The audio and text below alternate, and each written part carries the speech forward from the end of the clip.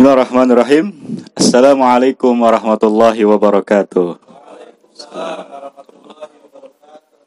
Bismillah, alhamdulillah, wassalatu wassalamu ala rasulillah wa ala alihi wa sahbihi wa mawalah, amma ba'd. Alhamdulillah, atas izin Allah subhanahu wa ta'ala, kita bisa kembali berkumpul bersama-sama di studio Maksar TV untuk sama-sama kita meneruskan kajian-kajian yang mana masih berkorelasi dengan pembahasan-pembahasan sebelumnya. Alhamdulillah, kali ini kita sudah bisa berkumpul kembali dengan guru kita, Abi Maulana Nur Halim Khatib Al-Bantani, yang mana beliau ini merupakan Ketua Presidium Forum Pro Republik dan juga merupakan salah satu pendiri dari Partai Republik, yang mana Partai Republik ini didirikan pada tanggal 25 Mei tahun 1998. Dan saat ini beliau juga membina sebuah majelis zikir Sunan Gunung Jati, dan juga saat ini beliau merupakan pengaping sepuh Balai Keresian Baraya Sunda Banten Kidul.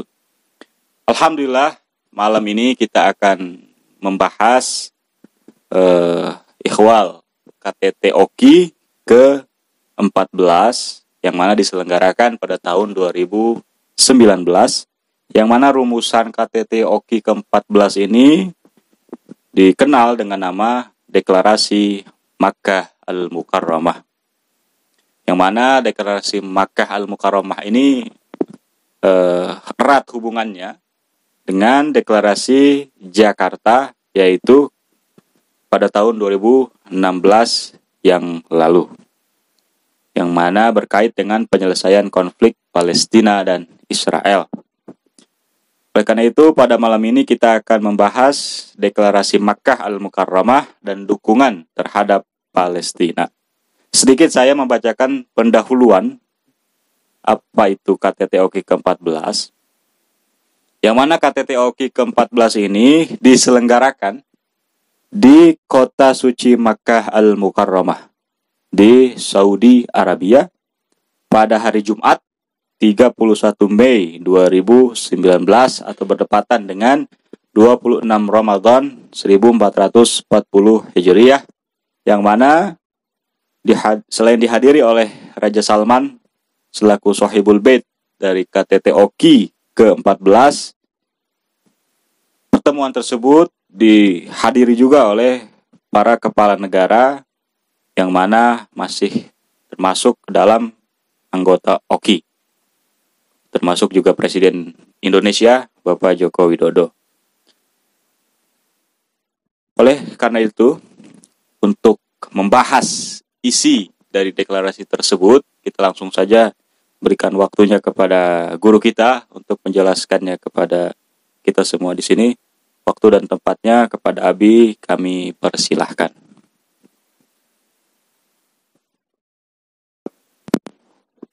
Assalamualaikum warahmatullahi wabarakatuh. Waalaikumsalam warahmatullahi wabarakatuh. Alhamdulillahirabbil alamin, wassalatu wassalamu ala asrafil anbiya'i wal mursalin wa ala alihi wa ashabihi ajmain. Ashhadu an la ilaha illallah wahdahu la syarika lah wa ashhadu anna Muhammadan abduhu wa rasuluhu la nabiyya ba'dah. Allahumma salli ala Sayyidina Muhammadin wa ala alihi wa ashabi ajmain, amma ba'd.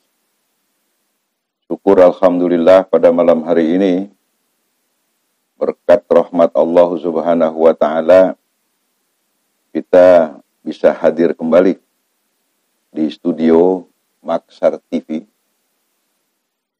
untuk berdiskusi, untuk membahas hal-hal yang berkenaan dengan dukungan OKI terhadap perjuangan kemerdekaan rakyat Palestina.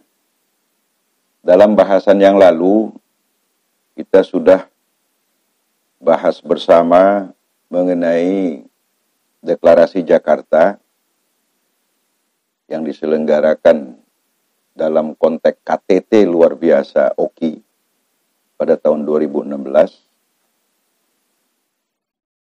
Pada Baik, malam Bapak hari Ustadz ini Saum. kita akan bahas KTT reguler, jadi bukan KTT luar biasa.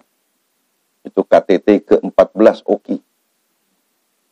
Yang tepatnya sudah disampaikan tadi oleh Saudara Maulana Akbar Syarif, yaitu di Makkatul Mukarramah, Saudi Arabia, pada tanggal 31 Mei 2019.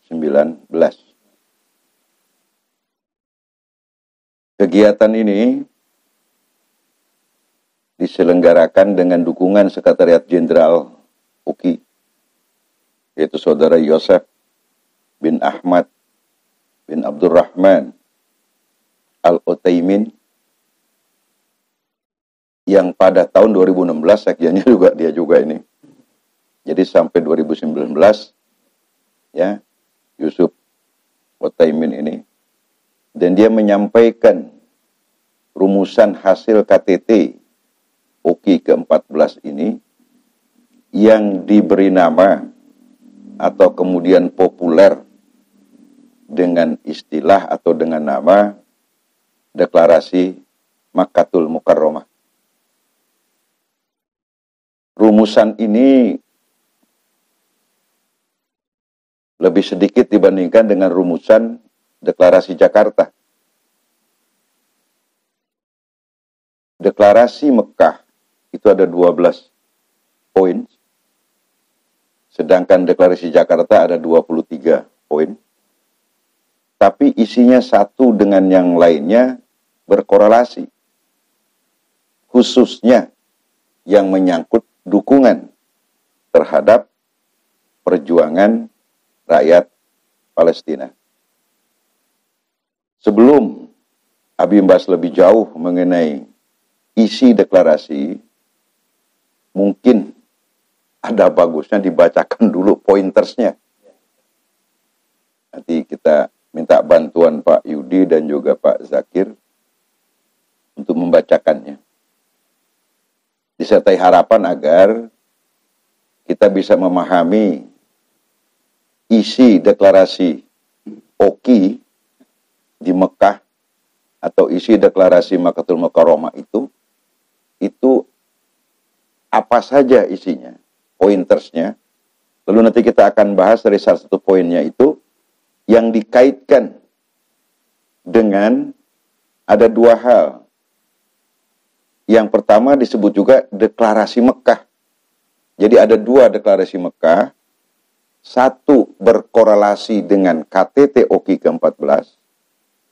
Yang satunya lagi deklarasi Mekah yang dibuat jauh lebih dulu, yaitu tahun 2007, yang hubungannya dalam rangka perdamaian antara Fatah dengan Hamas. Itu namanya deklarasi Mekah juga. Itu tanggal 7 Februari 2007. Nah, jadi biar tidak bukan confuse ya. Jadi kalau disebut deklarasi Mekah, ada deklarasi Mekah untuk poin apa? Kalau 2007, pokok isinya menyangkut masalah kesepahaman, atau boleh juga kita katakan pointers perdamaian antara Fatah dengan Hamas. Sedangkan deklarasi Mekah 2019 isinya mengenai rumusan KTT OKI. Nah, yang kita ingin bacakan lebih dulu ini rumusan KTT OKI. Enggak, silakan Pak Yudi. Nanti mungkin dilanjut dibantu oleh Pak Zakir.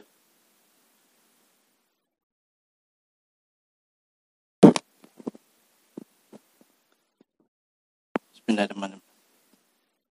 Isi deklarasi Mekah, yaitu hasil rumusan KTT OKI ke-14.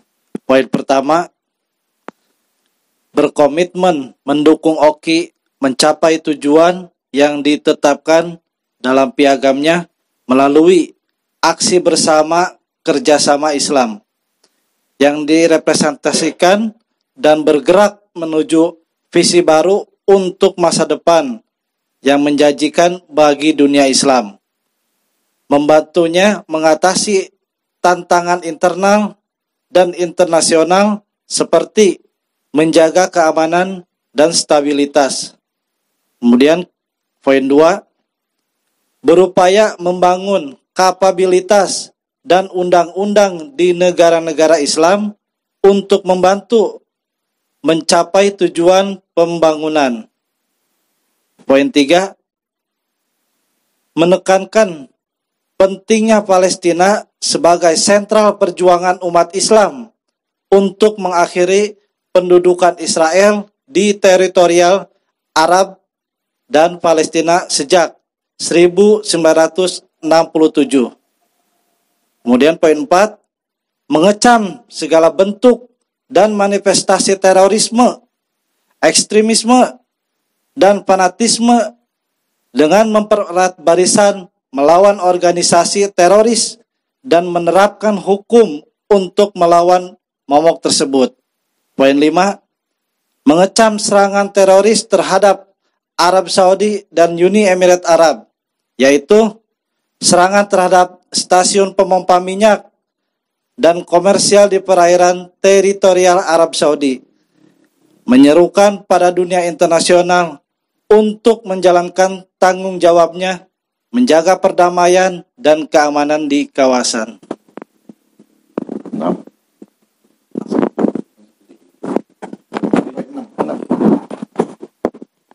Lanjut ke poin 6-nya, menolak menghubungkan terorisme dengan kewarganegaraan, peradaban atau agama apapun, dan menolak pemberian dukungan langsung maupun tidak langsung pada kelompok atau organisasi yang mendorong kekerasan, ekstremisme, dan terorisme dengan dalih apapun. Poin 7, mengutuk segala bentuk intoleransi, diskriminasi berdasarkan agama, warna kulit, atau keyakinan, menekan pentingnya toleransi, saling menghormati dialog antar masyarakat. Poin 8, menolak sektarianisme dan fanatisme dalam segala bentuk dan manifestasi, mendorong upaya nasional untuk mengatasi sektarianisme dan mempromosikan rekonsiliasi antar umat muslim. Poin 9, menegaskan bahwa mereka yang memimpin media sosial memiliki tanggung jawab besar dalam mencapai tujuan dan sasaran persaudaraan Islam dan menjauhi yang menyebabkan kekacauan di kalangan umat Islam. Poin 10, menekankan pentingnya dukungan bagi Muslim di negara non-Islam yang menderita persekusi, ketidakadilan, keersi, dan agresi. Poin 11, menekankan pentingnya OKI menyadari perubahan dan perkembangan di tingkat internasional yang diperlukan untuk membuat program alat agar dapat memainkan perannya di tingkat regional dan internasional agar dapat mencapai aksi Islam yang konsensual. Poin 12, ucapan terima kasih buat Raja Salman beserta putra mahkota Muhammad bin Salman Al Saud atas KTT OKI ke-14 dan upaya memperkuat hubungan dan persaudaraan di antar negara-negara Islam. Sekian.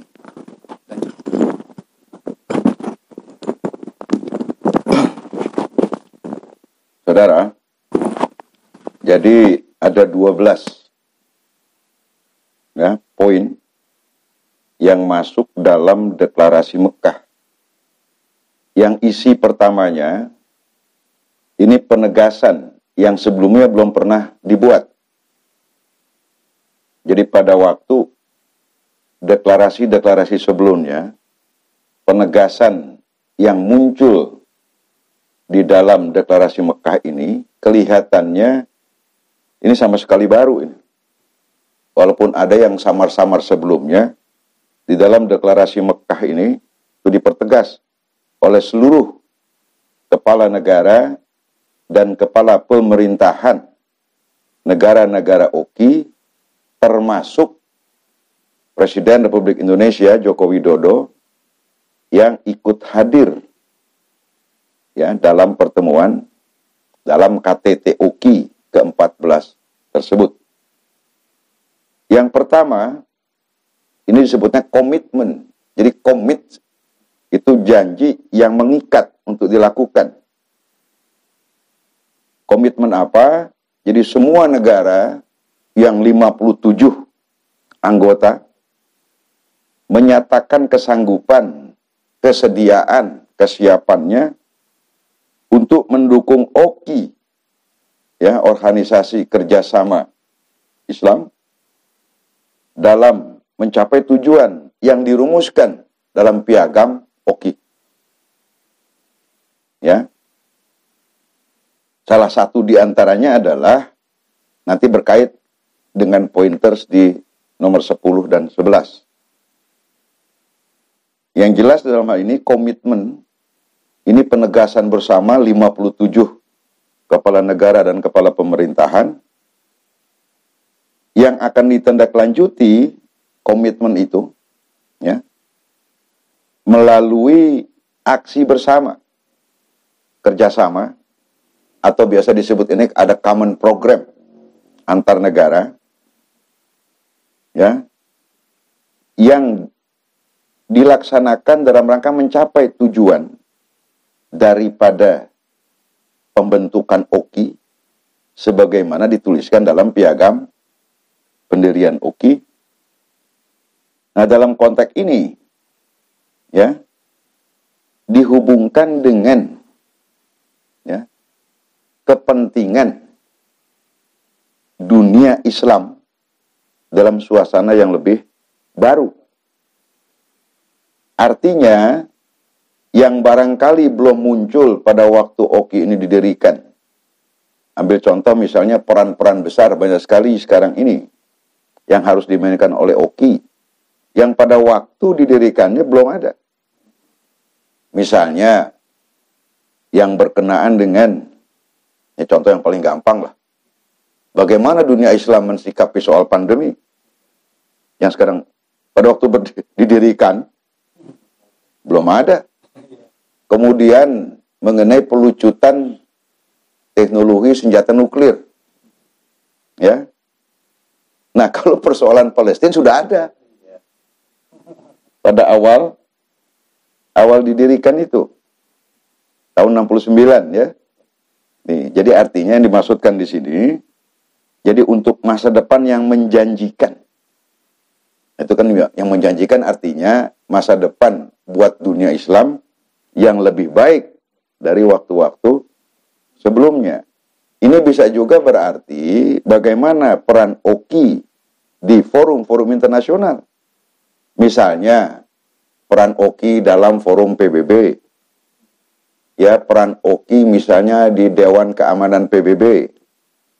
Nah, peran OKI misalnya juga di dalam ikut meredakan konflik-konflik regional yang banyak terjadi.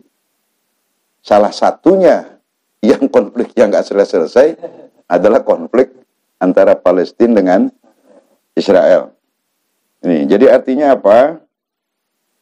Jadi yang dimaksud tantangan internal, itu tantangan internal OKI dengan para anggotanya. Dan juga ada tantangan internasional. Anggota OKI dan negara di luar OKI. Ya. Nah, dalam hal ini tekanannya pada aspek keamanan. Nih, berarti kalau sudah bicara keamanan, ini bicara ketahanan negara. Nih. Nah, yang kedua berkorelasi dengan stabilitas. Kalau di dalam negerinya, anggaplah misalnya ada kudeta, ada apa, pasti nggak stabil. Nah, apakah OKI di masa depan bisa ikut campur kalau yang terjadi itu di lingkungan anggotanya atau di luar anggotanya? Itu maksudnya. Jadi, nah, komitmen itu sekarang dipertegas menjadi kesepakatan para kepala negara dan kepala pemerintahan. Yang sebelumnya belum ada ini. Kalau kita lihat dalam piagam deklarasi Jakarta belum muncul itu. Tapi sudah ada bahwa akan ada kesepakatan. Nah, dipertegas tahun 2019. Ya. Kemudian berupaya membangun poin terduanya kapabilitas dan undang-undang. Nah, jadi masing-masing anggota OKI ini ya akan membuat undang-undang. Ya. Kapabilitas itu kesanggupan ya dalam rangka mencapai tujuan. Kalau sudah berbicara pembangunan ya tidak lepas dari soal kemakmuran. Pembangunan di bidang politik, di bidang budaya dan macam-macam ya. Nah, jadi diharapkan ada masing-masing negara OKI itu punya undang-undang yang sama mengenai itu. Jadi dalam rangka kapabilitas dari masing-masing negara. Artinya apa? Ini bisa menjadi dasar dilakukannya kerjasama antar negara anggota OKI kalau undang-undangnya sudah ada. Kadang-kadang begini, di suatu negara undang-undangnya sudah ada, di negara lainnya belum ada. Nih. Jadi cara penyelesaiannya agak sulit.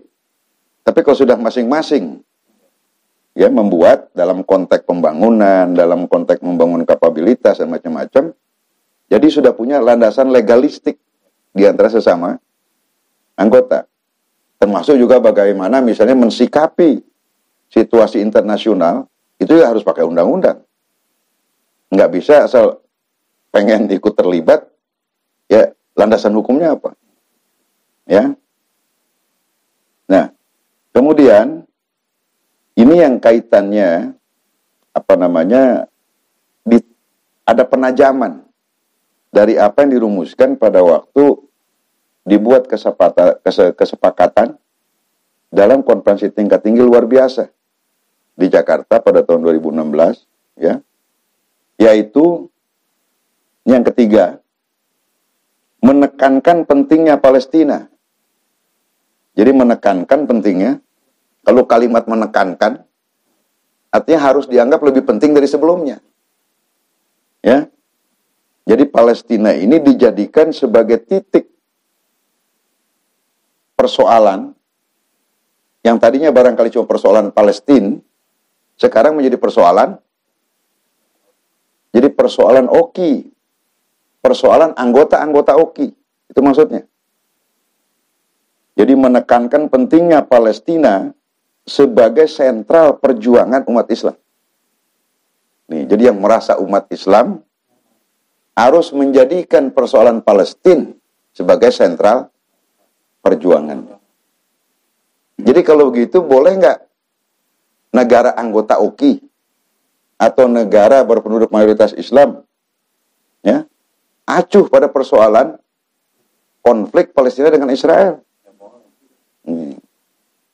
Jadi dalam konteks hubungan internasional, karena sudah ada kesepakatan OKI ini, maka tidak bisa negara yang sudah mengaku menjadi anggota OKI nggak peduli pada Palestina.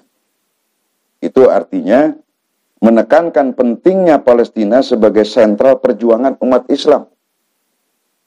Apa maksud lainnya nih? Jadi persoalan Palestina bukan cuma persoalan Palestina saja sekarang ini. Jadi persoalan konflik Palestina dengan Israel sekarang ini sudah menjadi persoalan dunia Islam. Sudah menjadi persoalan umat Islam. Jadi kalau ada mau ngomong, kita nggak usah pikirin kan itu Palestina sama Israel. Ini geblek kan nih orang nih? Geblek. Hah? Berarti dia tidak paham. Nah, kita bisa maklumi. Kalau kepala negaranya sudah menyatakan semacam ini. Karena ini komitmen para pimpinan konferensi tingkat tinggi, berarti kepala negara termasuk Indonesia sudah menyatakan bahwa sentral perjuangan umat Islam di Indonesia adalah Palestina. Jadi bukan cuma sekedar di dalam negeri kita sendiri. Bisa dimengerti ya? Jadi sentral perjuangan umat Islam untuk mengakhiri pendudukan Israel di teritori Arab dan Palestina sejak 1967. teritori itu maksudnya di kawasan, di wilayah yang tadinya sebelum berdiri itu negara Israel, itu kan masuk kawasan Arab.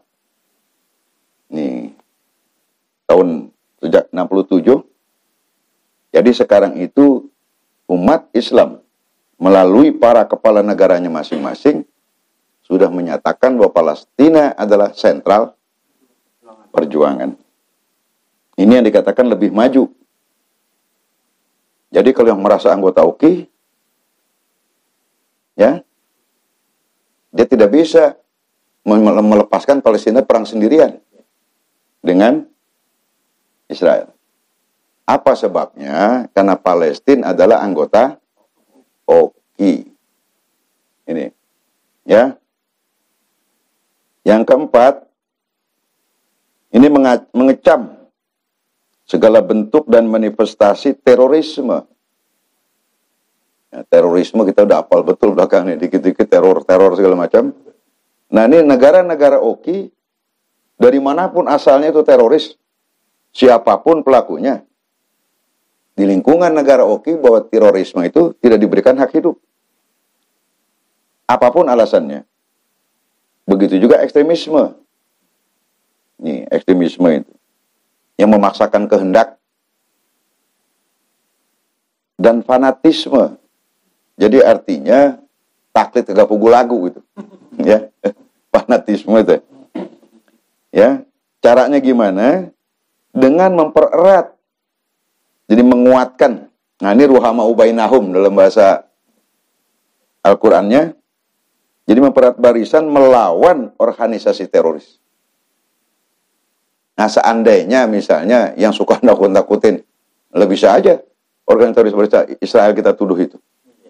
Yang nakut-nakutin rakyat Gaza, ya, atau siapapun yang sifatnya melakukan tindakan-tindakan teror dan menerapkan hukum untuk melawan momok tersebut. Jadi bukan menggunakan arogansi kekuasaan penyelesaiannya. Jadi ada landasan hukum, maka perlu ada undang-undang yang mengatur masalah ya anti teror itu. Yang kelima, ini tadi kecaman sudah disampaikan, mengecam serangan teroris, karena ini beberapa waktu yang lalu pernah ya pemompa minyaknya Arab Saudi dan Uni Emirat Arab ya itu dan kapal komersial yang ada kaitannya dengan pengangkutan minyak ini ya itu diganggu, dibom atau diganggu lah ya. Dalam konteks ini supaya gangguan ini tidak terulang lagi, maka OKI menyerukan kepada dunia internasional. Artinya dunia internasional itu baik di lingkungan OKI maupun di luar OKI, ya, untuk menjalankan tanggung jawab menjaga perdamaian. Jadi menjaga perdamaian ini bukan cuma kewajiban OKI, bukan cuma kewajiban PBB, tapi kewajiban semua negara, ya, yang mencintai perdamaian. Kira-kira ada nggak negara yang nggak mencintai perdamaian? Nah, kalau perdamaian kaitannya dengan keamanan, di mana ya di kawasan? Kayak misalnya kalau kita anggap sekarang nih kawasan Bilad Syam, ini sekarang kacau nggak nih keamanan? Kacau, karena ada yang kuat, demen banget ngantemin, nembakin anak-anak nenek-nenek. Nah ini termasuk yang kayak begini, dia mengganggu itu. Jadi walaupun atas nama negara, aksinya itu aksi teror. Keenam, menolak menghubungkan terorisme dengan kewarganegaraan. Karena selama ini ada kesan, jadi kalau teror pasti dihubungkan. Paham ini? Dengan negara tertentu, dengan suku tertentu, ya. Dulu sering begitu. Nah, OKI menolak itu. Jadi jangan sampai setiap teror, bahkan di Amerika Ada anggapan waktu itu.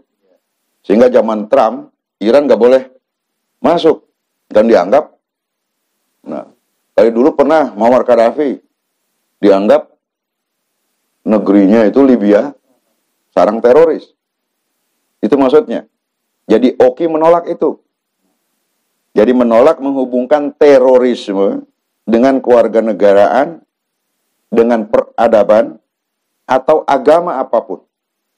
Jadi jangan sampai nih ada kesan. Di sini kan seolah-olah kalau ada teror pasti stempelnya Islam. Nah, ini Oki menolak itu. Ya, jadi tidak boleh lagi ada stigma semacam itu. Nih. Nah, sekarang seluruh negara Islam yang menjadi anggota Oki sudah punya kesepakatan mengenai itu. Jadi tidak boleh menjudge bahwa teroris adalah pekerjaan orang Islam. Nah, kalau di sini Indonesia kan sudah mengikatkan diri sini. Nah, di Indonesia juga tidak boleh. Ya pada teror, ini orang Islam.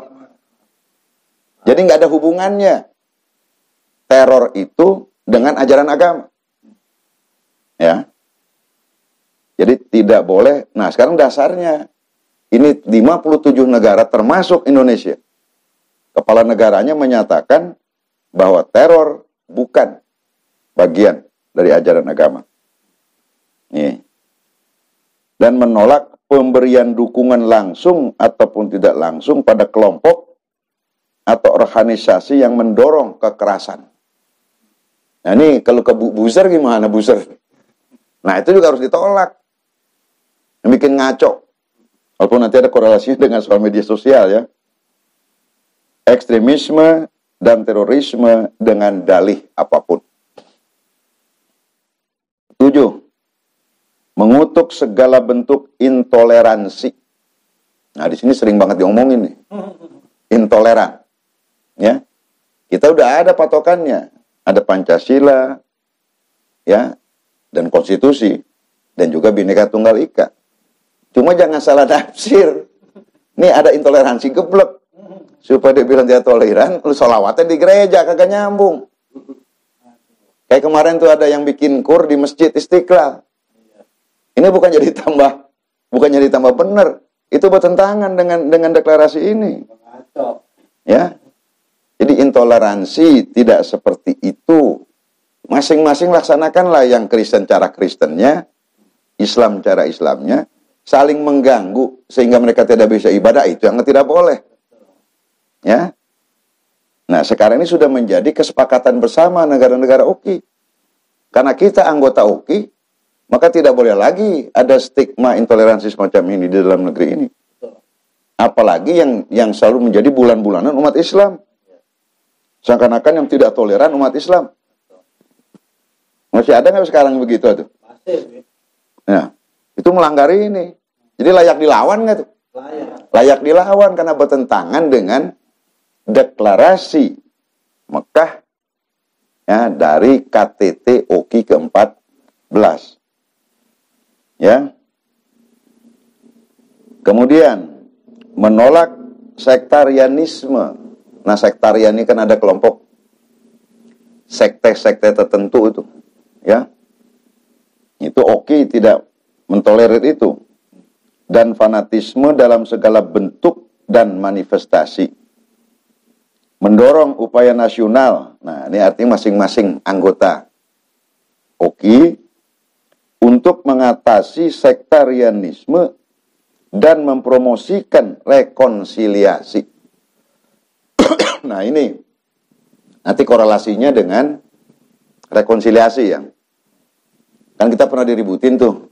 Kalau tidak salah pada waktu kemarin, tahun lalu kalau nggak salah, ada rekonsiliasi nasional. Ya, jadi masing-masing masyarakat yang pada ribut ini, duduk bareng lah. Pemerintah dengan tokoh ini. Nah, pemerintah harus mau karena udah ikut tanda tangan di sini. Jadi ada rekonsiliasi. Jadi rekonsiliasi ini contohnya, ini nanti kaitannya dengan deklarasi Makkah 2007 antara Hamas dengan Fatah. Itu rekonsiliasi maksudnya, disatukan. Nih, rekonsiliasi itu musyawarah duduk bareng. Bukan menggunakan arogansi kekuasaan. Nih. Jadi kalau rekonsiliasi tidak mau dilakukan, di Indonesia misalnya, itu bertentangan dengan deklarasi Mekah yang Indonesia ikut tanda tangan sebagai anggota OKI. Ya. Jadi rekonsiliasi antar umat muslim. Nih, antar umat muslim. 9.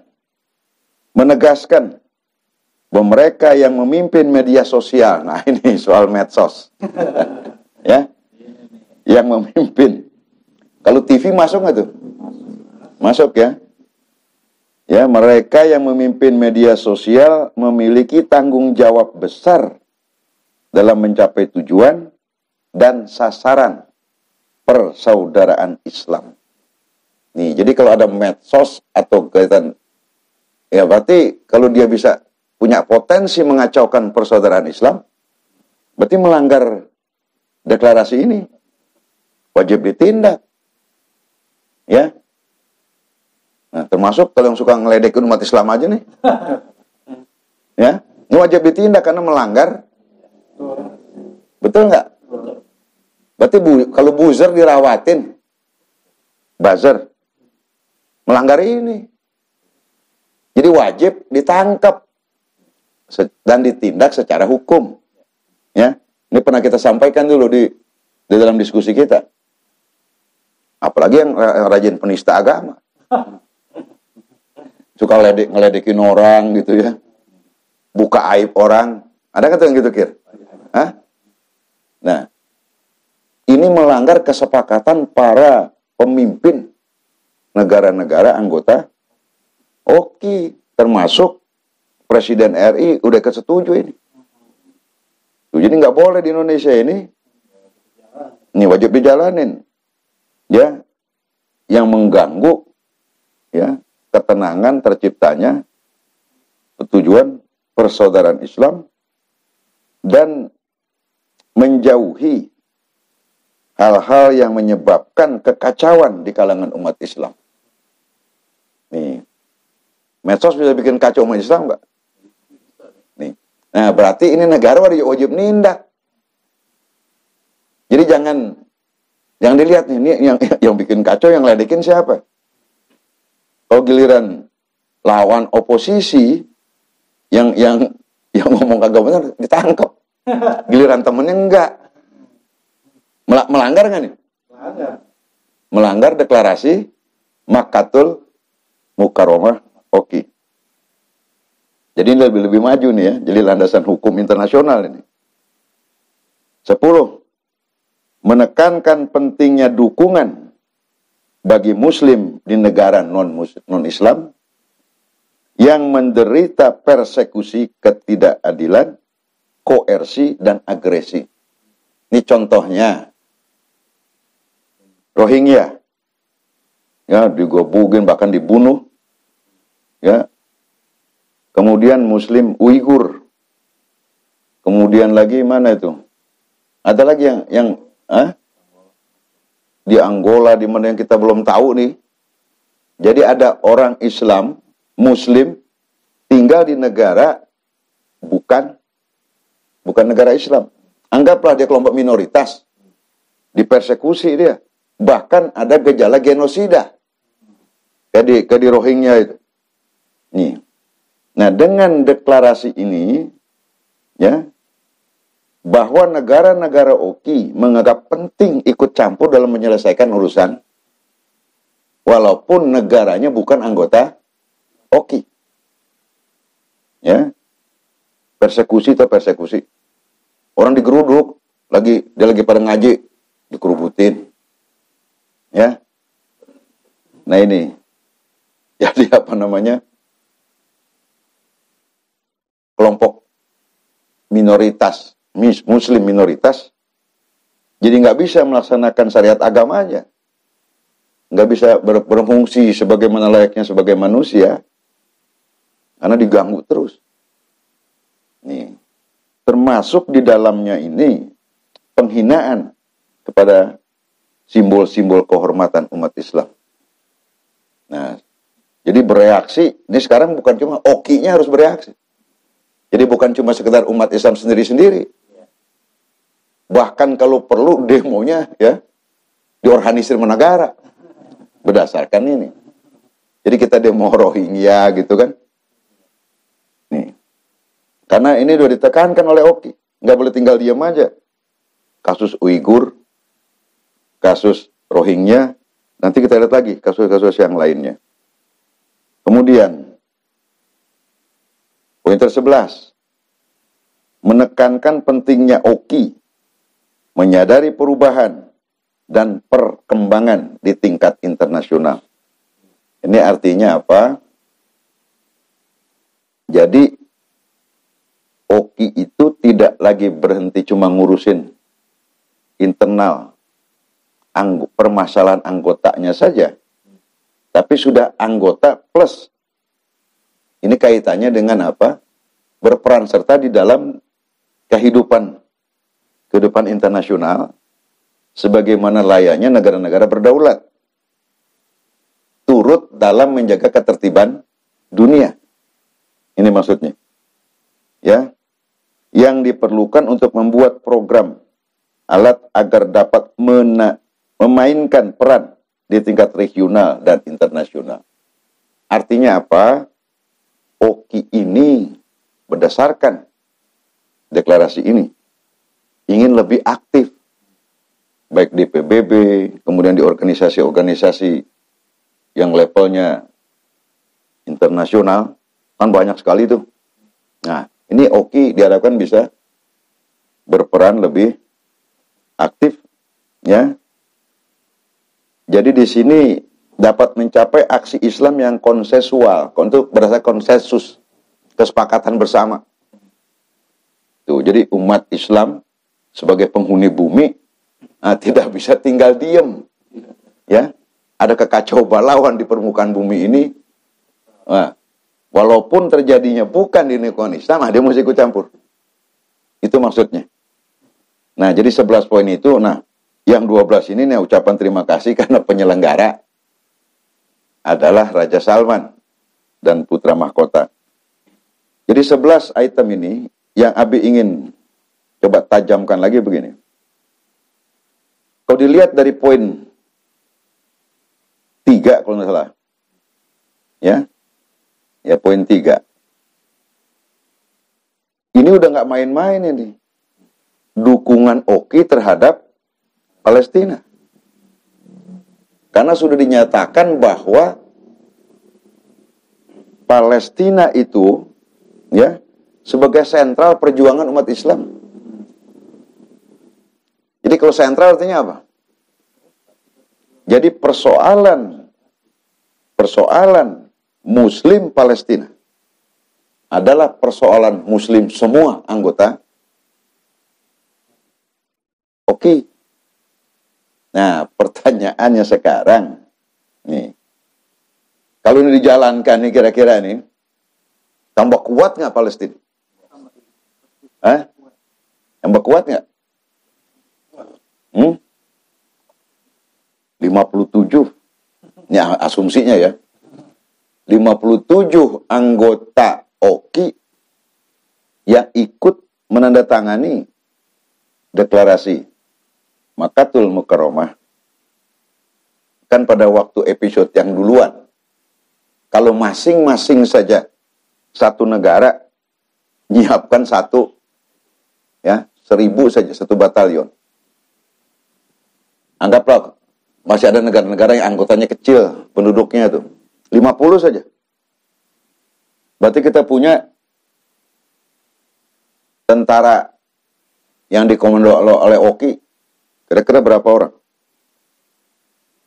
50.000. Berarti 50 batalion. Kalau 50 batalion ini kira-kira bisa nggak dibikin fakta pertahanan dunia Islam? Ya. Jadi kalau NATO kan ada North Atlantic Treaty Organization. NATO nggak sampai 50 anggotanya. Tapi gede-gede. Ini. Nih. Nah ini. Jadi artinya yang Abi ingin tanya, ini potensi dukungan buat Palestina itu besar apa tidak gitu loh Mas Abi?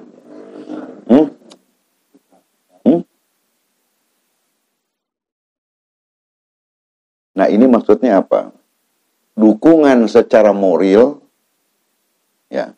Ini udah kita lihatnya dukungan secara moral nih. Nah kemarin kita lihat kan ada yang mau ngumpulin duit tuh waktu dalam deklarasi Jakarta. Kalau nggak salah setiap musim $1.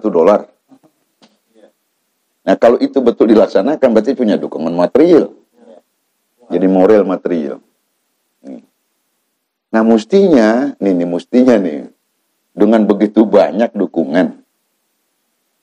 Jadi kita tanda tanya, kenapa kok belum menang-menang juga kita di ada apa ini? Secara moral dunia Islam sudah mendukung. Kan kita udah bilang, kalau si Israel sendiri 10 juta kurang. Ya. Anggaplah tentaranya misalnya kalau 10%, 900-an. Ya. Kan nggak mungkin semuanya jadi tentara efektif. Nanti ini. Lah kalau kita misalnya ini tentara fakta pertahanan dunia Islam, stoknya 50 batalion. Kita bisa kirim ke wilayah-wilayah yang bersengketa konflik. Bahkan Menteri Luar Negeri kita ini, Retno Marsudi, pada waktu di dalam sidang umum PBB, dia minta kepada PBB nyiapkan pasukan perdamaian taruh di Palestina. Ini kan udah maju sekali dalam konteks hubungan diplomatik ya. Dan kemudian perlahan-lahan dengan lobby Indonesia dan juga negara-negara oki lainnya, sekarang ini udah separuh lebih, kalau nggak salah udah 100 lebih lah, anggota PBB sudah mengakui keberadaan Palestina, ya, mengakui. Artinya kan begini, kalau dia diakui sebagai negara, minimal keberadaan Palestina sudah diakui. Kalau tidak salah ada 130-an. Berarti udah jadi negara belum dia? Nah, kalau sekarang kan baru National Palestine Authority. Baru jadi otoritas. Dia udah boleh dikatakan negara. Jadi maksudnya PBB jangan masih tetap dia jadi anggota peninjau. Sudah harus efektif. Paham gak nih? Lah Israel cuma setahun kurang 2 bulan langsung jadi anggota. Ya, kan 49. Dia lahir ya dia mendeklarasikan negara 48. 49 sudah anggota PBB. Nih, jadi artinya dengan penekanan ini termasuk ya umat Islam di Palestina menjadi sentra perjuangan, termasuk ngotot kita di Dewan Keamanan PBB. Ini jangan jadi calon anggota lagi, tinggal atu-atunya dia.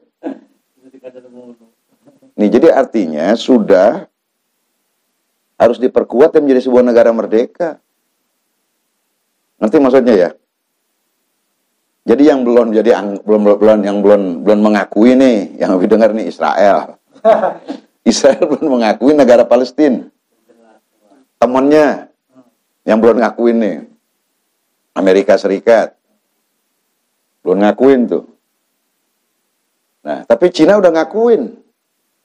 Lapak, ini negara gede nih. Kemudian Jerman udah ngakuin.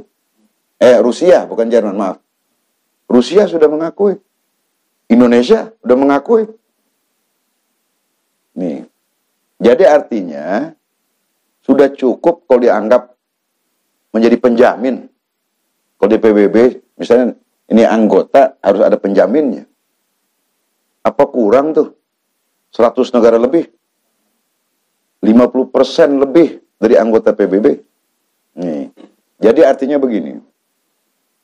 Jadi menekankan pentingnya Palestina ini, baik dia di kawasan maksudnya, maupun di forum-forum internasional, ini harus terus-menerus digelorakan. Terutama di lingkungan negara anggota OKI dan keluar. Jadi ada dukungan diplomatik. Jadi perjuangannya, sana kan gelut wungkul nih. Nah, di samping gelut di medan perang, juga maksudnya di medan-medan diplomasi. Ini maksudnya. Jadi di diplomasi Israel. Pokoknya di mana ada Israel kita dukung gitu aja. Sampai di sini. Sebelum Abi terusin.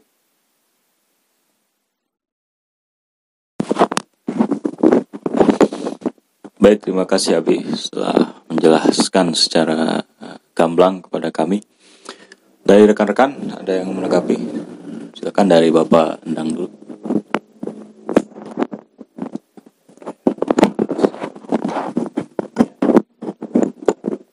Tanggapan. Assalamualaikum warahmatullahi wabarakatuh. Waalaikumsalam warahmatullahi wabarakatuh. Apa yang tadi dipaparkan oleh Abi sangat mengerti sekali dan kami sangat mendukung. Cuman ada beberapa pertanyaan yang saya ajukan kepada Abi. Indonesia itu adalah anggota OKI, Bi. Ketika pengiriman pasukan perdamaian ke Palestina, jika seandainya ada pelanggaran dari Israel, bisa nggak mengatasnamakan anggota perdamaian sebagai anggota OKI? Yang kedua, Bi, pertanyaan dari saya. Dulu pernah saya mendengar kantor ini, pusat PBB itu jangan di Amerika, harus di negara netral, karena intervensi Amerika sangat kuat. Itu bagaimana? Terima kasih, Bi. Assalamualaikum warahmatullahi wabarakatuh. Waalaikumsalam warahmatullahi wabarakatuh.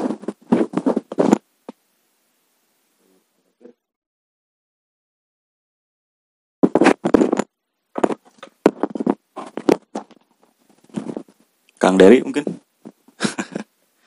Oke, mungkin sedikit saja saya ikut menanggapi. Tadi sudah luar biasa yang dijelaskan oleh Abi tadi mengenai peran dan sepak terjang OKI. Namun di sini saya masih menggarisbawahi belum maksimal artiannya. Bisa kita lihat seperti Abi tadi sampaikan, kenapa kita belum menang-menang gitu. Dari segi materi luar biasa, 57 negara dari kekuatan militer. Nah itulah. Makanya di sini yang menjadi sebuah pertanyaan, apa kepala negaranya yang belum benar-benar mengimplementasikan secara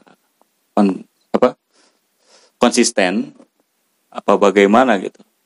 Soalnya kalau misalkan ini diimplementasikan sekonsisten mungkin sesuai dengan setiap deklarasi hasil keputusannya itu dijalankan dengan sesuai koridornya, saya rasa sudah merdeka Palestina.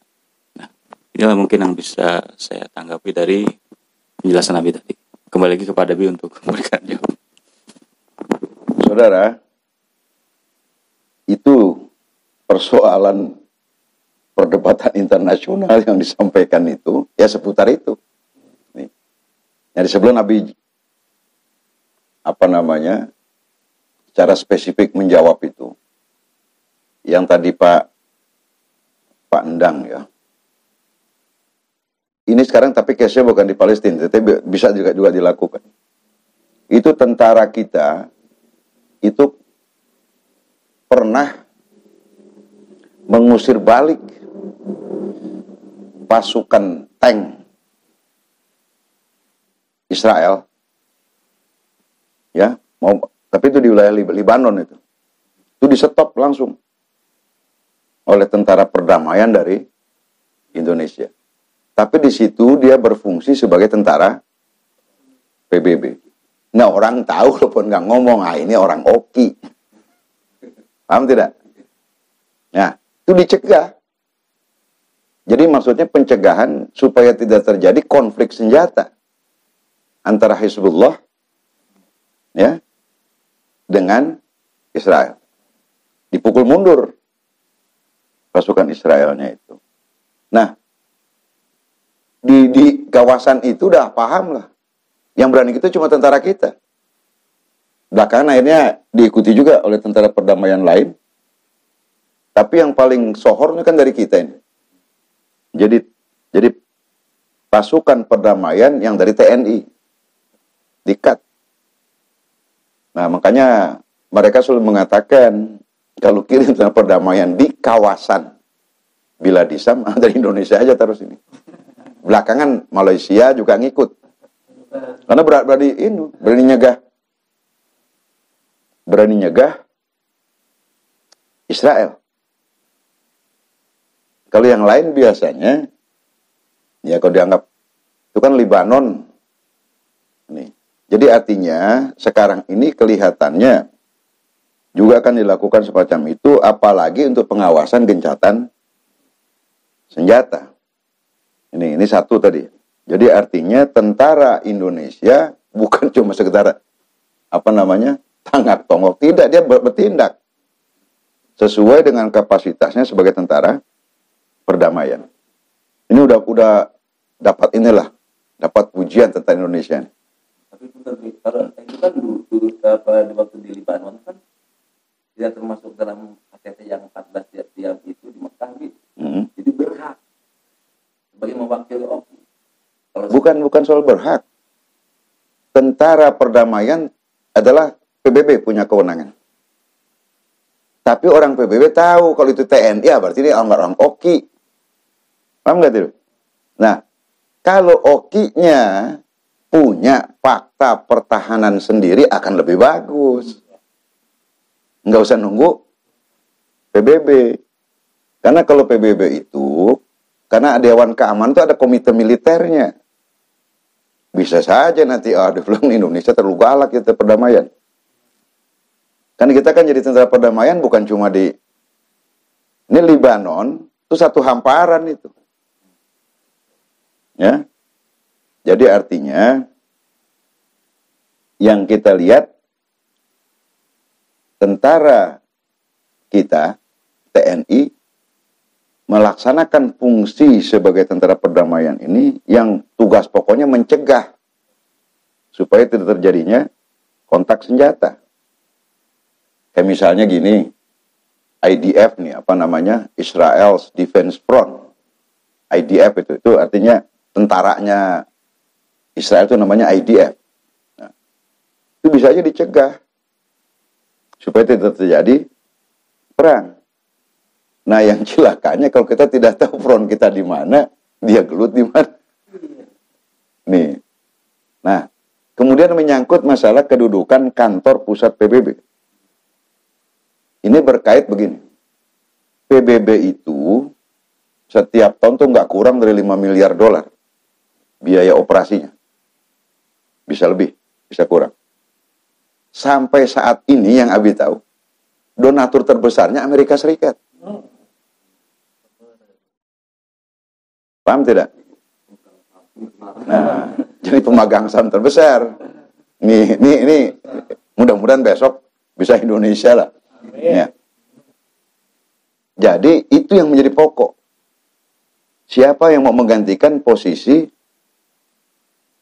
kalau tidak salah dia 20% lebih kontribusi donasi dari Amerika Serikat. Nah, yang lain-lain tuh nggak ada yang lebih dari 5%. Nah, jadi kalau mau dipindahin, nah, syarat mutlak itu dulu tuh. Nih. Nah, ya tapi bisa saja donasi terbesar OKI misalnya. Ya tinggal dipilih negara OKI mana nih. Apa mau ditaruh di Saudi? Apa mau taruh di Pelabuhan Ratu gitu disuka di Indonesia, siapa ngelarang? Taruh sini aja. Ya ke masa depan. Ya tinggal kita bikinin kotanya. Ya sesuai dengan standar. Ya sekarang kan ada di New York. Ada juga sebagian yang di Jenewa. Kemudian ada lagi yang di Den Haag. Itu kantor-kantor pusat misalnya untuk hak asasi manusia, kemudian untuk Mahkamah Internasional, itu nggak semuanya di Amerika. Tapi statusnya kantor pusat PBB. Nah, jadi persoalannya tadi, yang penting ini soal udunannya dulu. Ini ya, seberapa kuat. Ya mudah-mudahan lah di masa depan Indonesia pasti kuat itu. Suatu ketika bisa saja sekjennya PBB dari Indonesia. Kan kita pernah dengar mantan presiden kita ya, Pak SBY, itu kan pernah juga digadang-gadang menjadi sekjen PBB. Kalau nggak sekarang ini, siapa sih sekarang ini? Guterres, siapa ya?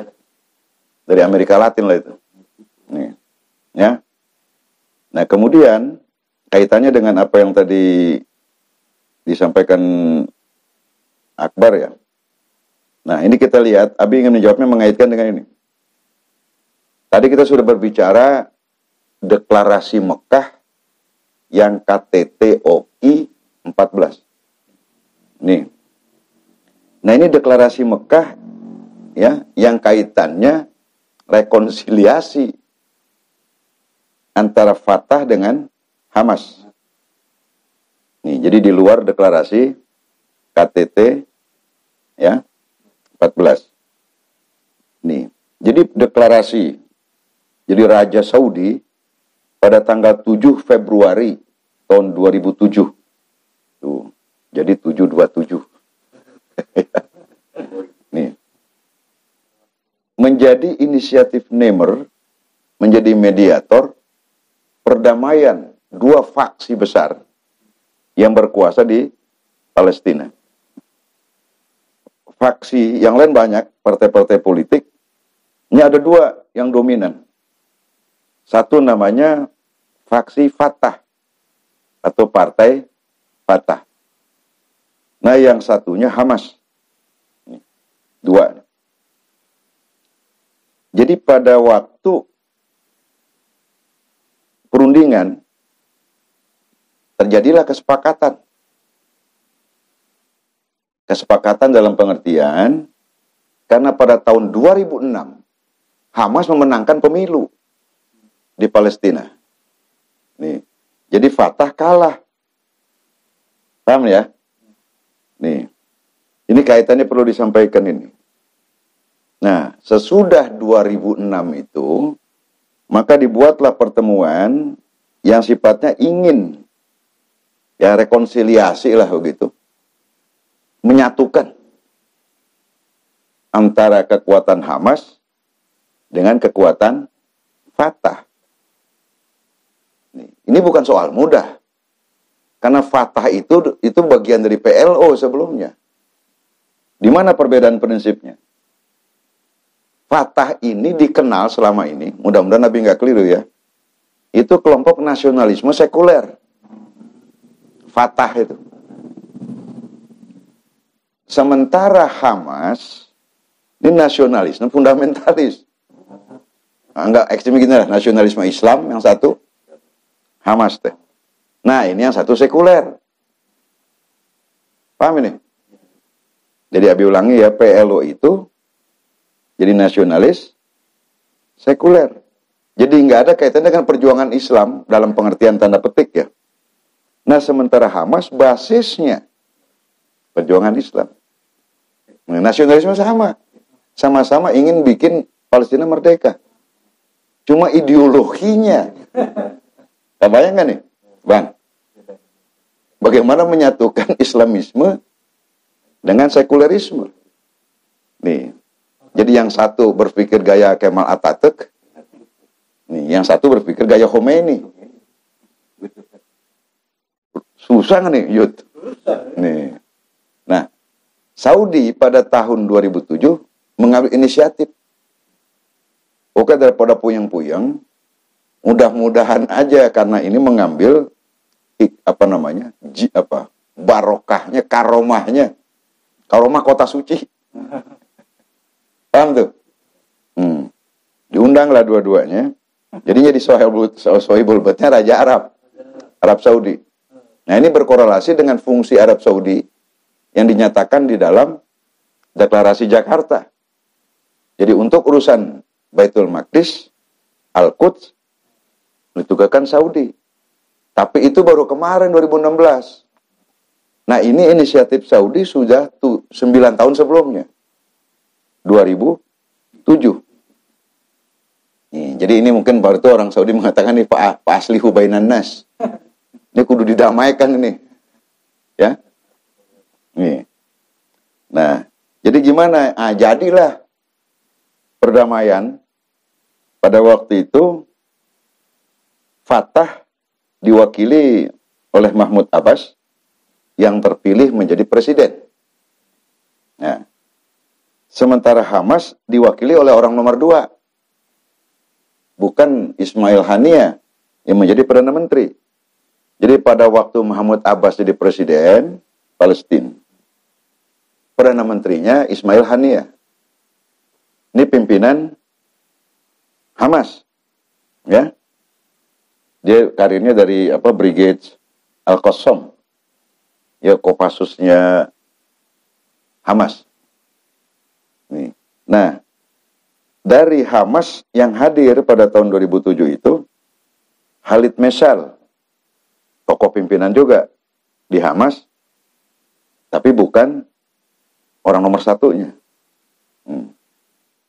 Jadi berdamailah dia, maka dibuatlah deklarasi Mekah 7 Februari 2007.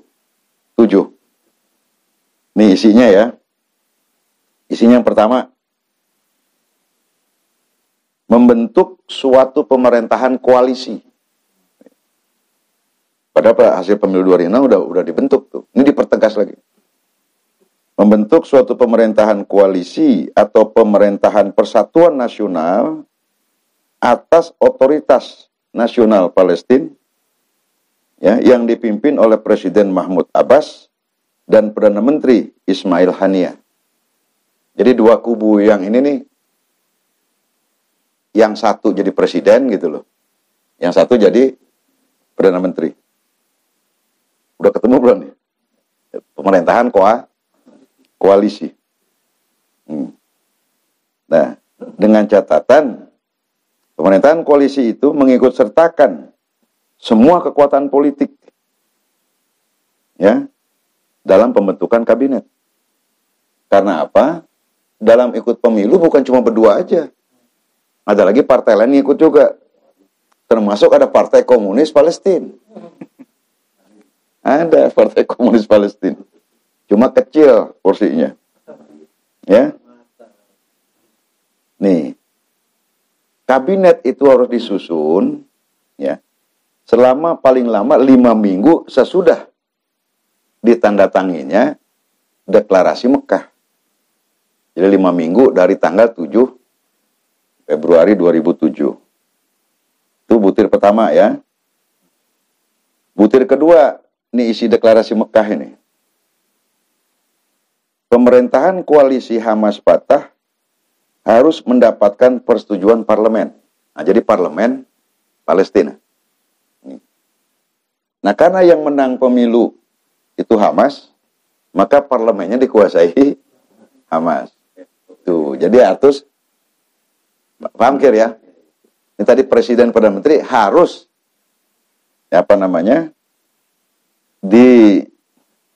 didukung lah, disetujui.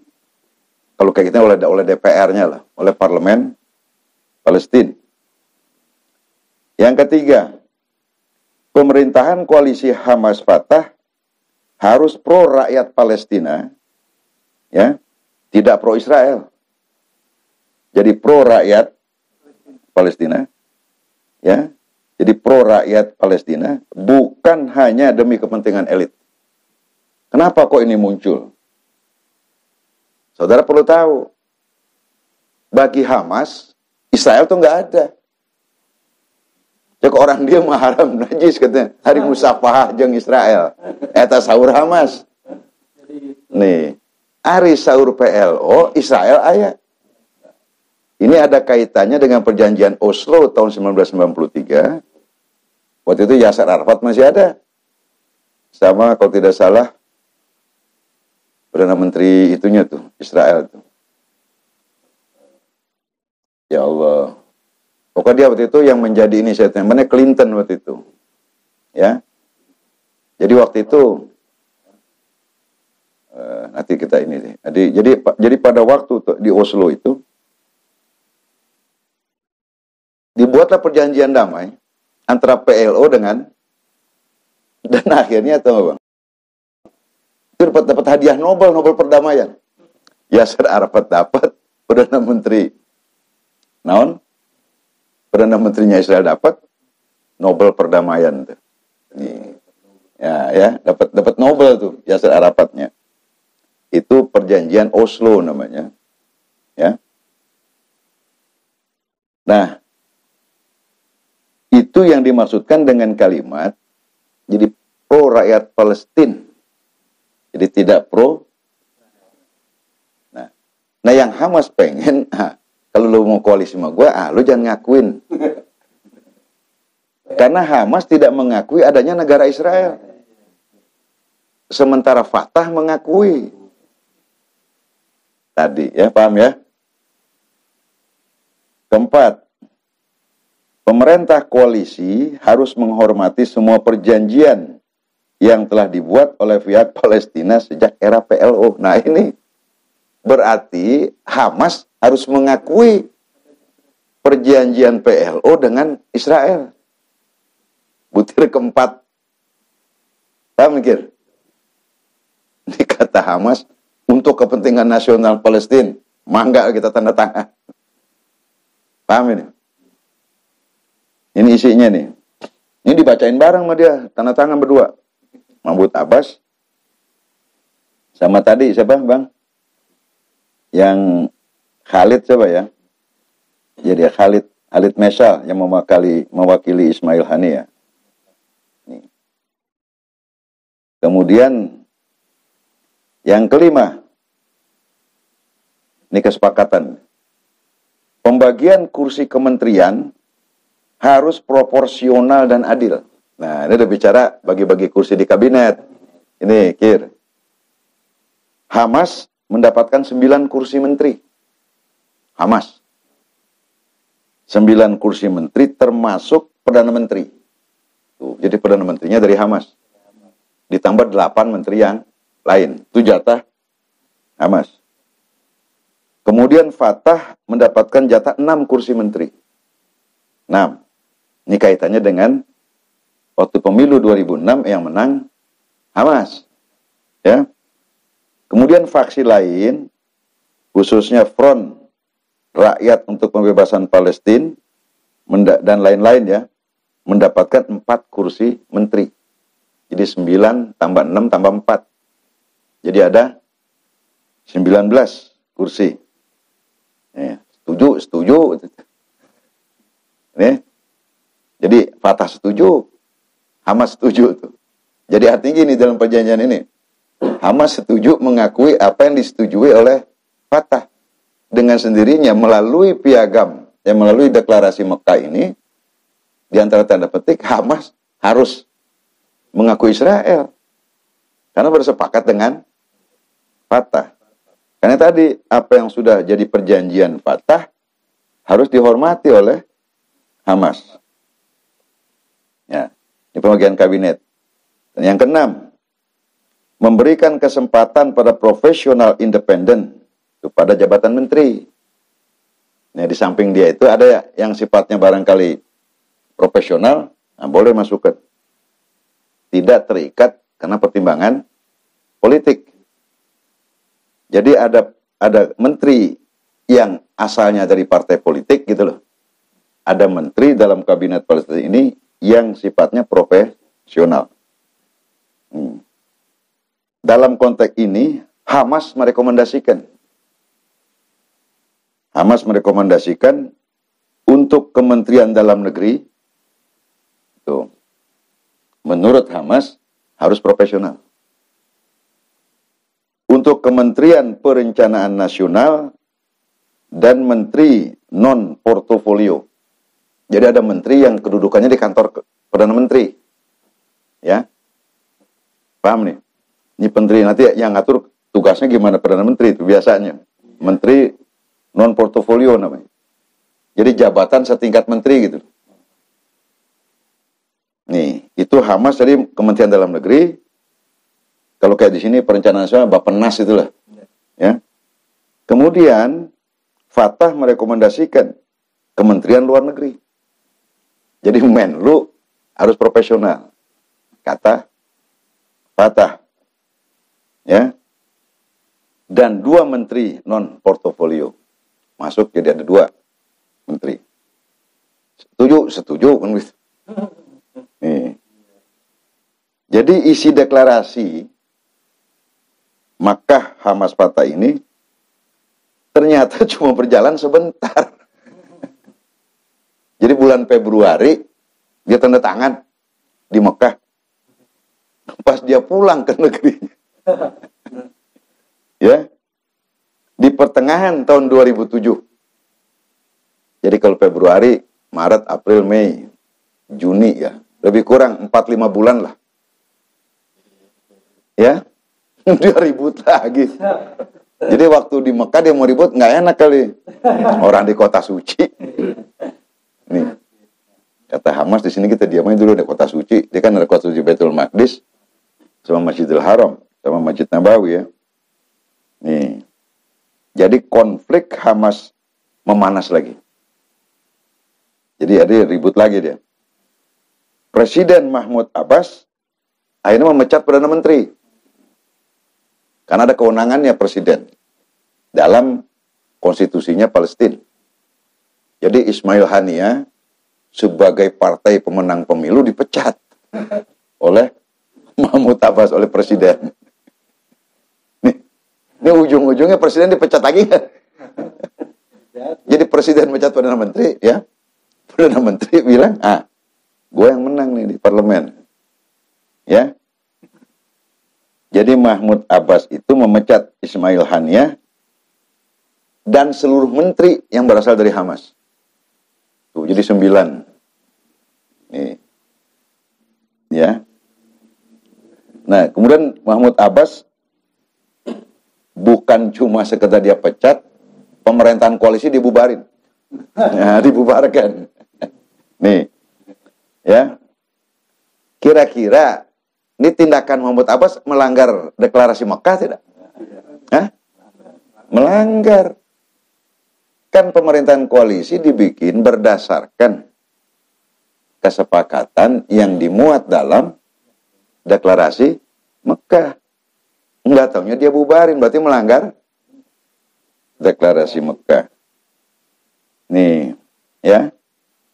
Dan udah gitu banyak hal lain lagi. Ya.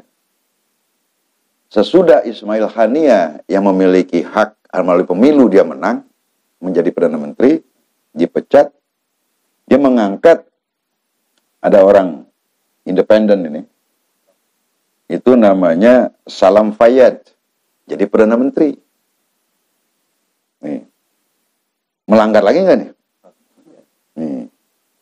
Nah, akibat terjadi proses itu, nah, yang terjadi lebih parah ini. Jadi deklarasi Mekah gagal. Artinya masing-masing ingkar janji. Ngerti nih? Ya. Akibatnya apa? Sehingga wilayah Palestina jadi terbelah. Paham nih? Ya gara-gara tadi udah rekonsiliasi. Udah ngahiji. Yang satu yang disebut West Bank itu tepi barat itu dikuasai Fatah. Ya West Bank itu. Ya. Nah, jalur Gaza dikuasai Hamas. Jadi terbelah lagi. Jadi kalau misalnya dari Gaza ributnya berarti ribut sama Hamas. Paham? Ya West Bank ini nggak pernah diserang sama Israel.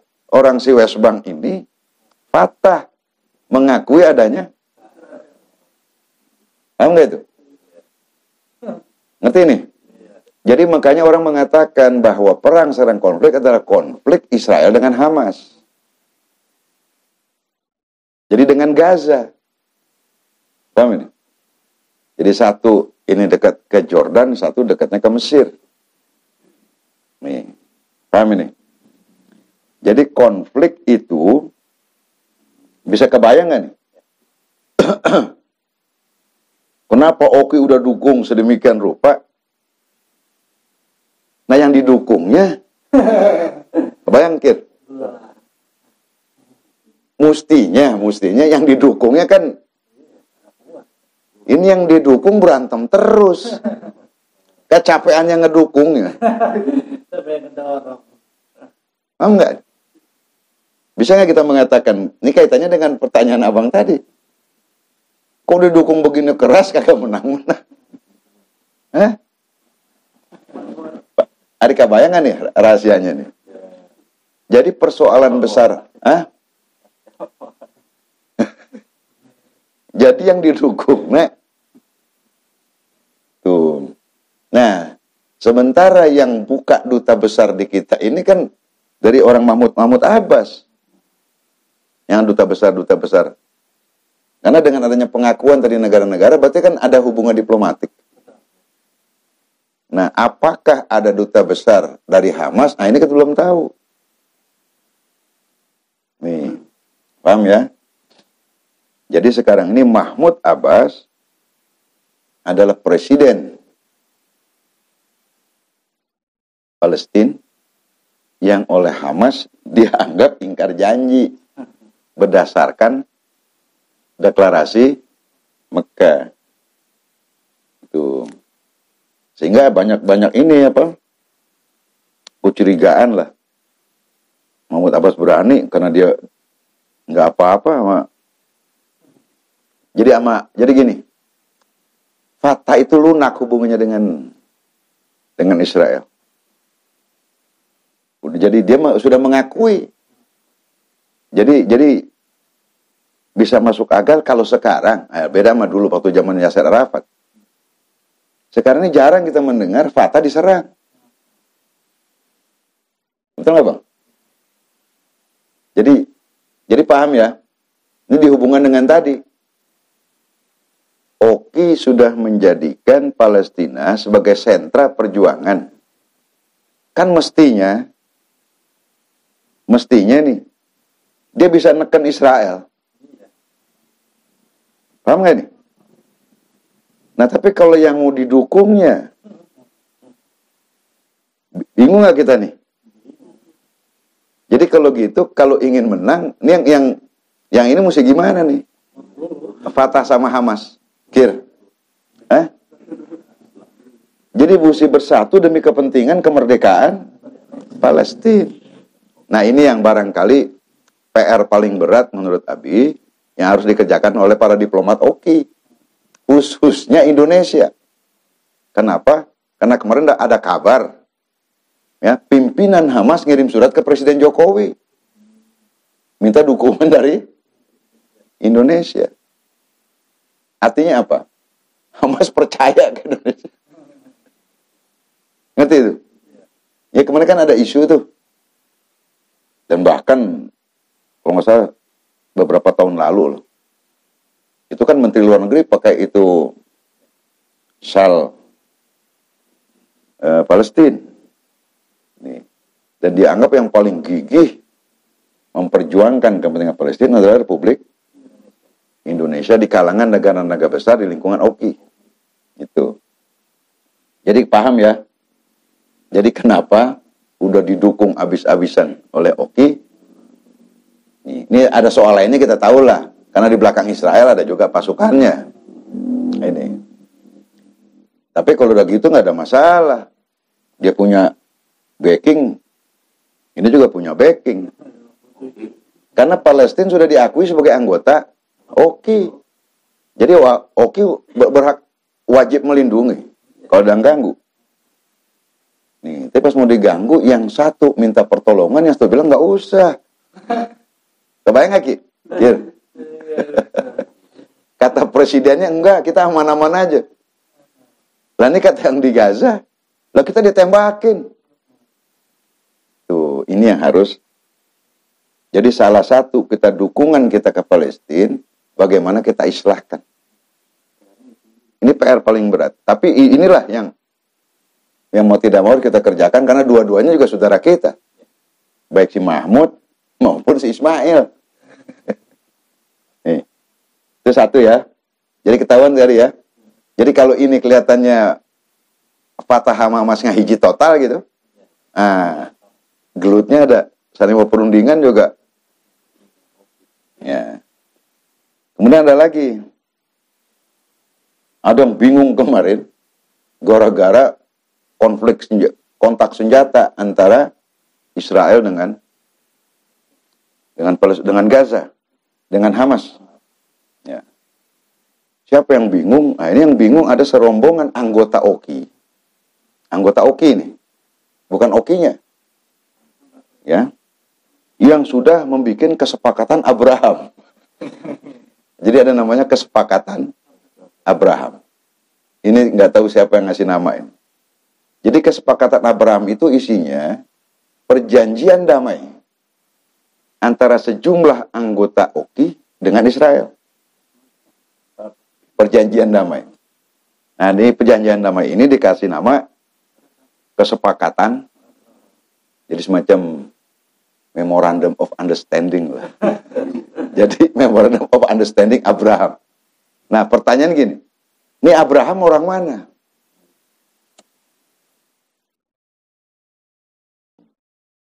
Di sini ada yang mengartikan gini. Abraham ini diambil dari nama Presiden Amerika Serikat, Abraham Lincoln. Ada yang menyamakan Abraham ini kakek moyangnya. Kakek moyangnya orang Arab, kakek moyangnya orang Israel. Abraham. Ibrahim itu Abraham, bukan Abraham. Jadi Ibrahim itu, dia juga bapaknya orang Islam, juga bapaknya orang Israel. Karena Ibrahim ini kakeknya Israel, kakeknya Yakub.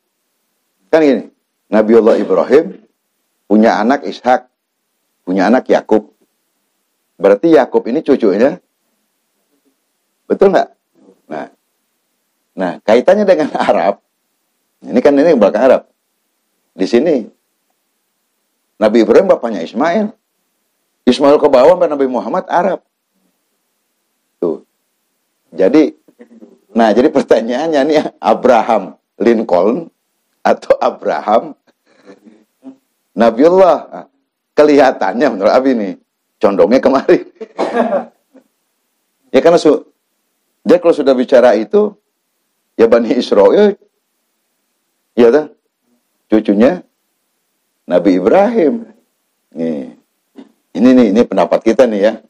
Jadi bisa salah bisa benar. Nih. Nah, ini negara yang membuat kesepakatan Abraham siapa aja dan kapan? Itu dilakukannya pada tanggal 15 September tahun 2020 bertempat di Gedung Putih, Washington DC. Ini kalau Gedung Putih, berarti kantornya siapa nih? Hah? Yang jelas, ini bukan kantornya Raja Salman. Nah, ini kantornya Donald Trump. Karena waktu itu presidennya dia. Ya. Dibuatlah perjanjian damai yang populer dengan sebutan Kesepakatan Abraham. Nih, siapa yang tanda tangan? Yaitu Benyamin Netanyahu dari Israel dengan Menteri Luar Negeri Bahrain Abdul Latif bin Rashid Al-Zayani satu pihak, dan yang lainnya ya Menteri Luar Negeri Uni Emirat Arab Abdullah bin Zayed bin Sultan Al Nahyan. Ini di tempat. Jadi Netanyahu. Nah, yang jadi saksinya siapa nih? Donald Trump saksinya. Nih. Nah, waktu also dulu Israel sama PLO saksinya Clinton. Nah, dulu Demokrat itu saksinya. Nah, ini yang kesepakatan Abraham, nah saksinya Republik. Nih, itu di ujung-ujung, katanya di ujung-ujung jabatan kepresidenannya Donald Trump. Ya. Nah, di samping Bahrain dan Uni Emirat Arab, Maroko dan Sudan juga bikin perjanjian damai dengan Israel. Ya. Nah, kalau ini dilakukan, lalu kita bandingkan dengan isi deklarasi Makkatul Mukarramah OKI, KTT OKI ke-14. Matching nggak ini? Bertentangan nggak, Kir? Bertentangan terutama dengan poin 3 tadi. Untuk menjadikan sentral perjuangan. Nah, cuma kita belum tahu alasannya ini 4. Bahrain, Maroko, Sudan, Uni Emirat Arab. Apakah dia bikin perjanjian damai juga dalam rangka perjuangan? Paham tidak? Tapi kalau 53 negara lainnya nggak bikin, termasuk Indonesia, kan salah satu indikasi kalau ada perjanjian damai, buka hubungan diplomatik. Indonesia ngotot sampai sekarang tetap tidak buka.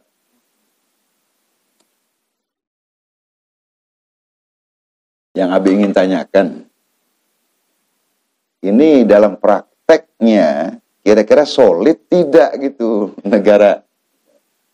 Nih, walaupun persisnya cuma 10%. Tapi nggak bulat kan gitu. Nah, ini. Kira-kira dicela nggak nih mereka yang bikin perdamaian? Nih, Fatah nggak mencela. Kalau juga dia mencela, tidak sekeras celaan Hamas kepada 4 negara itu. Ini. Paham ini? Jadi kalau begini, tadi kan kaitannya dengan Palestinnya, nggak kompak. Ini kalau sekarang yang nggak kompak siapa? Anggota. Ini PR lagi nggak buat pimpinan OKI? Jadi kelihatan kebayang nggak? Kenapa kita, Bang? Jadi paham ini ya? Jadi Israel itu kuat bukan karena dia kuat sendiri. Ada kelemahan di kita nih, yang dan bahkan juga ada, kalau tidak salah, ada anggota OKI juga, ya, yang akhirnya memperkara ini nih. Tuh, jadi maksud Abi dari piagam-piagam dari apa namanya? Deklarasi ya. Deklarasi Jakarta, deklarasi Mekah. Nih. Jadi timbul pertanyaannya. Deklarasinya oke. Tinggal pertanyaan sekarang, bagaimana deklarasi itu diimplementasikan? Nah ini, jadi pekerjaan beratnya itu. Nah, ini tugas berat hampir semua untuk semua menteri luar negeri. Nah, ini internal kita. Nah, kalau ditambahin satu lagi, Amerika rajin banget bantu Israel. Rajin. Bahkan Israel kekurangan senjata, ya, dikreditin senjata sama Amerika. Dikreditin senjata. Ya.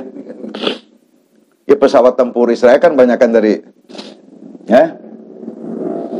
Jadi maksud Abi, internal kita juga ada masalah. Di luar, Amerika di luar. Kemudian lagi negara sekutu yang lain. Kan masih ada lebih kurang beberapa puluh lagi negara-negara yang belum mengakui keberadaan Palestina. Jadi belum 100% anggota PBB. Nah, ini kita akan bahas mungkin malam apa? Malam Senin. Nah, kita akan bahas negara-negara apa saja yang sudah mengakui Palestina dan yang belum. Nanti Bang? Hah? Paham nggak? Hah? Nah, baru kita juga ingin lihat. Bukan, ini persoalan biar duduk perkara. Jadi bagaimana cara mengatasinya gitu. Indonesia udah serius betul mendukung.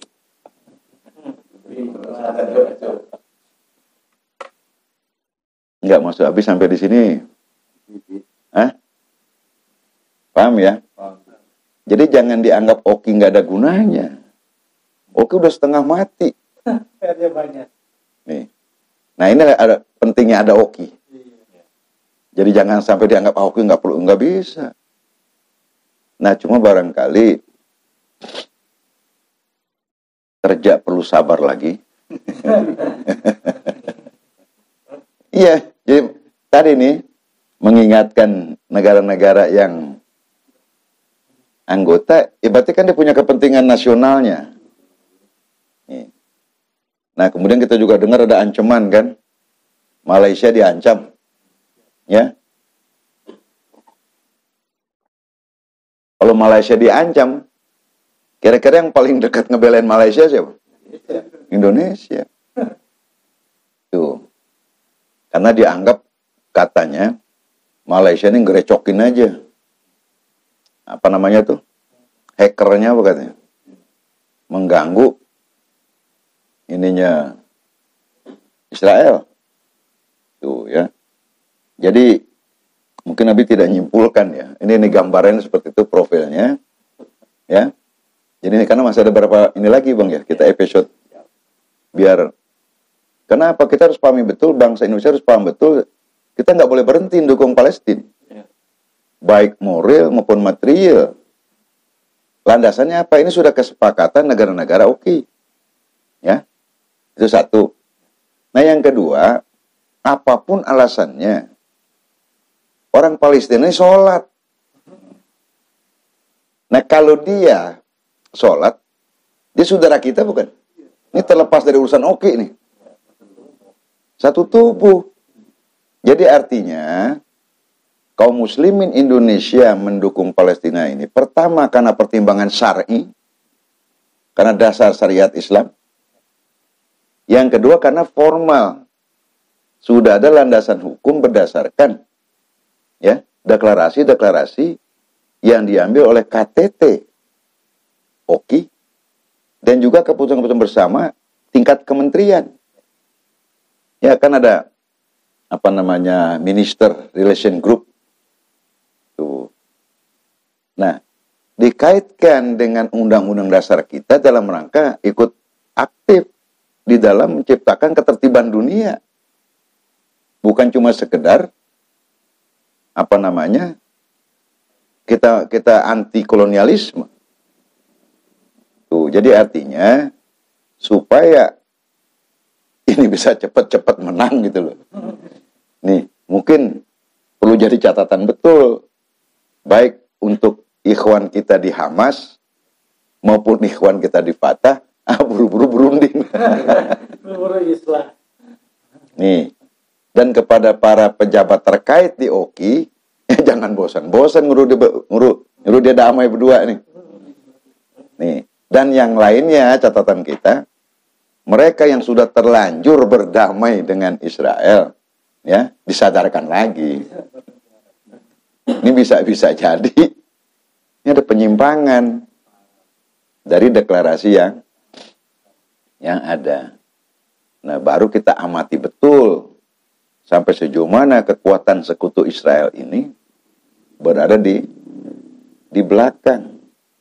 Tapi yang jelas yang Nabi ingin sampaikan adalah ya bahwa persoalan konflik Israel dengan Palestina ini sudah berkembang bukan lagi cuma persoalan konflik wilayah, tapi sudah konflik kemanusiaan. Karena banyak sekali pelanggaran hak asasi manusia, termasuk tentara-tentara Israel demen banget mengganggu orang lagi sholat.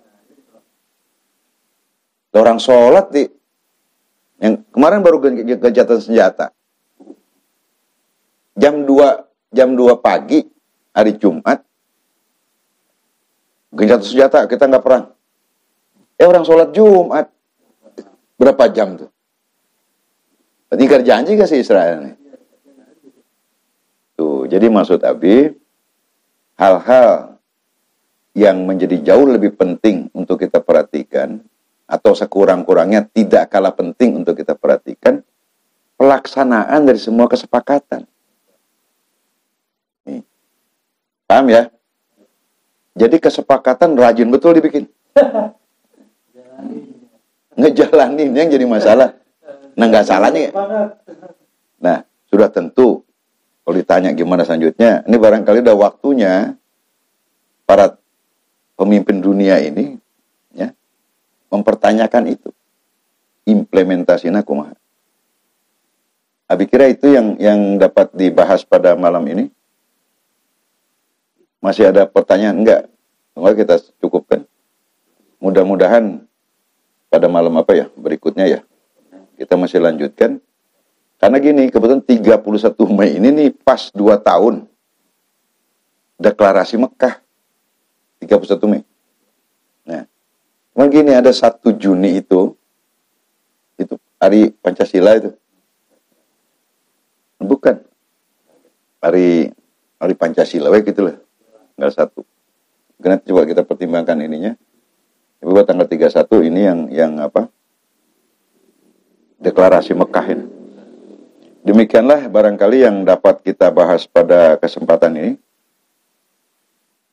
Jadi Abi mohon maaf kalau dalam pembahasan yang disampaikan ini ada hal-hal yang tidak berkenan. Mohon maaf. Dan juga barangkali kalau ada data atau istilah yang tidak matching ya kita mohon maaf, kita akan koreksi. Tapi yang jelas intinya adalah bahwa rekonsiliasi antara Hamas dan Fatah perlu menjadi pekerjaan kita semua yang mencintai Palestina, dan demikian pula kewajiban dari pimpinan OKI untuk menyadarkan sebagian anggotanya yang agak menyimpang jalan dalam membuat perdamaian dengan Israel. Dan kita doakan semoga konflik ini nggak berkepanjangan, ya. Yang sudah tentu kita kembalikan kepada Allah lah untuk mengatasi ini semua.